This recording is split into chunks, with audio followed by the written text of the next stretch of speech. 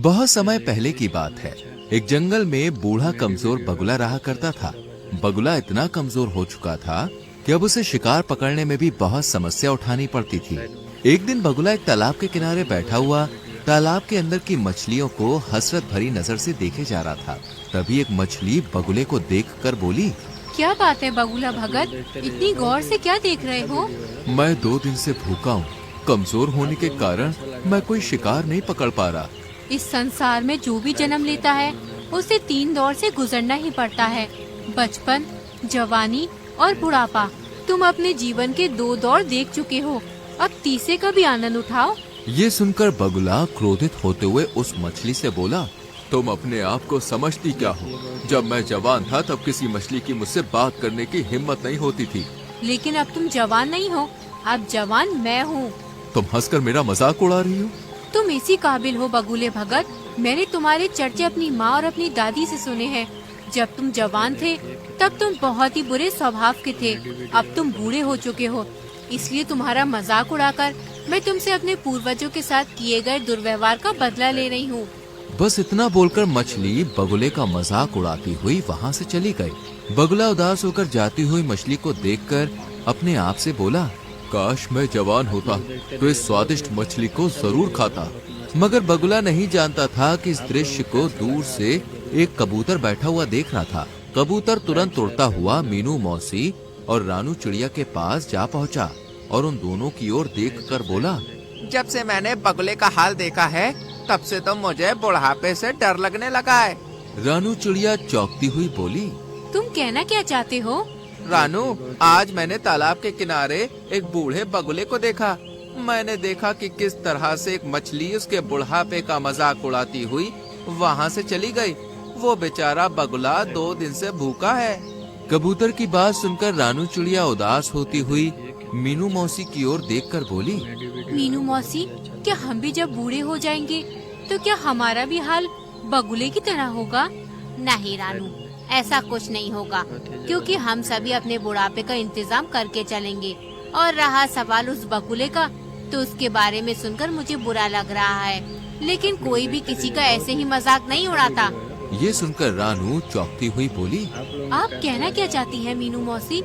देखो, कबूतर ने केवल उस बगुले का बुढ़ापा देखा है, क्या पता वो जवानी में कैसा हो। जो भी हो मीनू मौसी, हमें उस बगुले की मदद करनी चाहिए। हम उसकी मदद भला किस प्रकार से कर सकते हैं? हम तो स्वयं कमजोर पक्षी हैं और हम सब शाम तक मेहनत करके बड़ी मुश्किल से स्वयं अपना पेट भर पाते हैं। इतना बोलकर मीनू मौसी वहाँ से चली गई। मगर रानू चिड़िया के दिमाग में बार बार बेचारे उस बूढ़े बगुले का विचार आ रहा था। रानू चिड़िया इसी उधेड़ बुन में उड़ती हुई जंगल के दूसरे छोर पर जा रही थी कि तभी उसकी नजर एक चील पर पड़ी। रानू चिड़िया ने देखा कि उस चील के इर्द गिर्द बहुत सारे पक्षी गोल घेरा बनाए हुए बैठे थे। अरे, ये चील तो हमारे जंगल की नहीं लगती, और ये सारे पक्षी इस चील के सामने सम्मान पूर्वक क्यों बैठे हुए हैं? मुझे जाकर पता करना चाहिए। रानू चिड़िया उड़ती हुई उस चील के पास पहुंच गई और वहां बैठे हुए काले कौवे से बोली, काले कौवे, आखिर हमारे जंगल के सारे पक्षी इस चील के सामने क्यों बैठे हुए हैं? और ये चील तो हमारे जंगल की नहीं लगती। रानू, ये कोई मामूली चील नहीं है, बल्कि चमत्कारिक और विचित्र चील है, जो दूसरे जंगल से भ्रमण करती हुई यहाँ तक आई है। कुछ दिनों बाद ही यहाँ से चली भी जाएगी।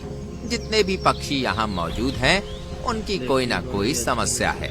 वो सब अपनी समस्याओं का समाधान करवाने के लिए इस चील के पास बैठे हैं। रानू चिड़िया हंसते हुए काले कौवे से बोली, मुझे तुमसे ऐसी अंधविश्वास भरी बातों की उम्मीद नहीं थी। नहीं रानू, मैं स्वयं अपनी आंखों से इस चील का चमत्कार देख चुका हूँ। तभी वो चील रानू चिड़िया की ओर देखकर बोली, मैं कोई पाखंडी चील नहीं हूँ, मुझ में वास्तव में चमत्कारिक शक्तियाँ हैं।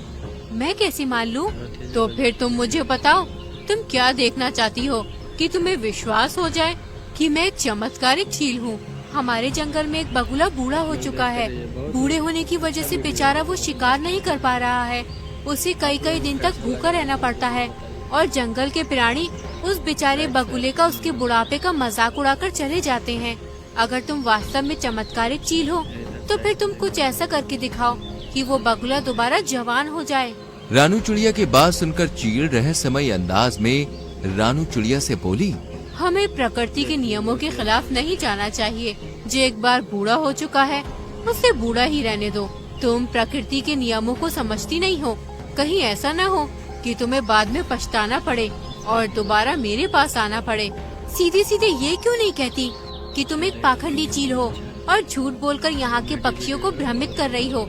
रानू चिड़िया की बात सुनकर चील क्रोधित होती हुई बोली, ठीक है, अगर तुम यही चाहती हो तो यही सही। इतना बोलकर उस चील ने जमीन में रखा हुआ एक दाना रानू चिड़िया के पास फेंक दिया और रानू चिड़िया से बोली, ये एक चमत्कारिक शक्तियों का अभिमंत्रित किया हुआ दाना है। जाओ जाकर इस दाने को उस बगुले को खिला दो। वो बगुला जवान हो जाएगा, उसके अंदर जवानी जैसी ही शक्तियाँ आ जाएंगी। चील की बात सुनकर रानू चिड़िया उस दाने को उठाकर तुरंत उस तालाब के किनारे बैठी हुई बगुले के पास पहुंच गई और उसे सारी घटना बताते हुए बोली, जब मुझे कबूतर ने तुम्हारे बारे में बताया तब मुझे तुम्हारे लिए बहुत बुरा लगा, इसलिए मैं तुम्हारे लिए चमत्कारिक दाना लाई हूँ। तुम जैसे ही इस दाने को खाओगे दोबारा जवान हो जाओगे। फिर तुम्हें भूखा नहीं रहना पड़ेगा और ना ही कोई तुम्हारा मजाक उड़ाएगा। चील की बात सुनकर बगुला खुश होते हुए रानू चिड़िया से बोला, तुम तो वाकई बहुत अच्छी हो रानू, मैं इस दाने को जरूर खाऊंगा। जैसे ही बगुले ने विचित्र चमत्कारिक दाने को खाया वो दोबारा से जवान हो गया। बगुले के दोबारा जवान होते ही रानू चिड़िया खुश होती हुई वहाँ से चली गई। रानू चिड़िया के जाते ही बगुला अपने आप से बड़े ही घमंडी अंदाज में बोला, अब तो मैं दोबारा जवान हो गया हूँ, अब मैं इस तालाब की सारी मछलियों को खा जाऊंगा। तभी बगुले की नजर एक सुंदर मछली पर पड़ी। बगुले ने बड़ी ही बेदर्दी से उस सुंदर मछली को अपनी चोंच से दबोच लिया। सुंदर मछली बगुले से बोली, मुझे छोड़ दो। नहीं, तुम तो मेरा भोजन हो और केवल तुम ही नहीं बल्कि तालाब में रहने वाली सभी मछलियाँ मेरा भोजन है, मैं सबको खा जाऊंगा। बगुले ने उस मछली को मार दिया और उसे बड़े ही शौक से खाने लगा। शाम तक बगुले ने तालाब की आधी मछलियाँ समाप्त कर दी। जो मछलियाँ उसे स्वादिष्ट लगती वो उसे खा जाता और जिन मछलियों में उसे स्वाद नहीं लगता तालाब के किनारे उन्हें फेंक देता और वो मछलियाँ तड़प तड़प कर मर जाती। अगले दिन कबूतर अपने पुत्र जो कि एक बच्चा था उसके साथ वहाँ से गुजर रहा था। कबूतर अपने पुत्र को उड़ना सिखा रहा था। तभी उसकी नजर बगुले पर पड़ी जो कि जवान हो चुका था। कबूतर अपने बेटे के साथ तुरंत उस बगुले के नजदीक पहुँच गया। तुम्हें जवान देखकर मुझे बहुत ही अच्छा लग रहा है। तभी कबूतर की नजर वहाँ मरी हुई मछलियों पर पड़ी। ये तो तालाब की मछलियाँ हैं। बगुला उदासी से कबूतर से बोला, पता नहीं कल रात क्या हुआ, सारी मछलियाँ तालाब से बाहर आ गईं और अपने आप तड़पते तड़पते मर गईं। ये तो बहुत बुरा हुआ। वैसे भी मछलियाँ तुम्हारा बहुत मजाक उड़ाती थी। अच्छा सुनो, मुझे एक बहुत जरूरी काम है और ये मेरा छोटा बेटा है, मैं इसे उड़ना सिखा रहा हूँ। क्या तुम कुछ देर के लिए इसका ख्याल रख सकते हो? हाँ हाँ क्यों नहीं, तुम आराम से जाओ और अपना काम समाप्त करके आना, तब तक मैं तुम्हारे बेटे का ख्याल रखूंगा। कबूतर वहाँ से चला गया। बगुला कबूतर के उस नन्हे बच्चे को गौर से देखने लगा। सच तो ये था कि उसके मुंह में पानी आ रहा था। वो मन ही मन में बोला, जब मैं जवान था तब मैं कबूतरों का मांस बड़े ही शौक से खाया करता था। कबूतर का मांस मेरा पसंदीदा मांस था। खैर कोई बात नहीं, अब मैं दोबारा जवान हो गया हूँ, क्यों ना मैं इस कबूतर के बच्चे का मांस चख लूं। तभी वो कबूतर का बच्चा बड़ी मासूमियत से बगुले से बोला, क्या हुआ? आप मुझे इतनी गौर से क्यों देख रहे हैं? तुम्हें देखकर मेरी भूख और बढ़ती जा रही है। इतना कहकर बगुले ने अपनी चोंच से उस कबूतर के बच्चे को बड़ी ही बेदर्दी से मार दिया और उसे खा गया। कुछ देर के बाद जब कबूतर वहाँ पर आया तो अपने बच्चे को ना पाकर वो बगुले से बोला, अरे मेरा बच्चा कहाँ गया? तभी तालाब से एक मछली निकलकर बाहर आ गई और कबूतर से बोली, तुम्हारे बच्चे को यही बगुला भगत खा गया है। ये सुनकर कबूतर अविश्वास भरी नजरों से बगुले की ओर देखने लगा। तभी बगुला अकड़ता हुआ कबूतर से बोला, हाँ हाँ खाया है, तो इसमें समस्या क्या है? मुझे मांस पसंद है और तुम्हारे बच्चे का मांस मुझे बहुत ही ज्यादा अच्छा लगा, इसलिए मैं उसे खा गया। ये तो बहुत गलत बात है। तो तुम क्या कर लोगे? तुम मेरा मुकाबला नहीं कर सकते। समझ गया, इसका मतलब इस तालाब के अंदर रहने वाली मछलियों को भी तुम नहीं मारा है। इतना बोलकर कबूतर उड़ते हुए रानू चिड़िया के पास पहुंच गया और उसे सारी घटना बताते हुए बोला, मुझसे बहुत बड़ी भूल हो गई रानू चिड़िया। वो बगुला बूढ़ा ही सही था।